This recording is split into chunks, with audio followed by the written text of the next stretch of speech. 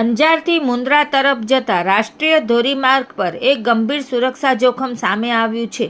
અંજારથી લગભગ 6 કિલોમીટર દૂર આવેલા વીડી ઓવરબ્રિજ પર સાઇડ વોલ ડિવાઈડર હવામાં લટકી રહ્યો છે.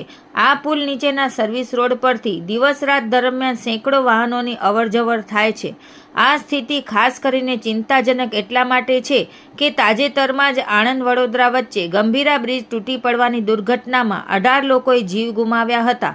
જો આ ભારે વજનવાળો સાઇડ વોલ ડિવાઈડર કોઈ વાહન પર પડશે તો મોટી જાનહાનિ થઈ શકે છે. નેશનલ હાઈવે ઓથોરિટી દ્વારા આ જોખમી સ્થિતિને તાત્કાલિક ધોરણે ધ્યાનમાં લેવી જરૂરી છે. રાજ્યમાં અન્ય સ્થળોએ પણ આવી બેદરકારી સામે આવી રહી છે. ગંભીરા દુર્ઘટના બાદ લોકોમાં એવી માંગણી ઉઠી છે કે સરકાર અને વહીવટીતંત્ર આવી સ્થિતિ પ્રત્યે વધુ સજાગ બને.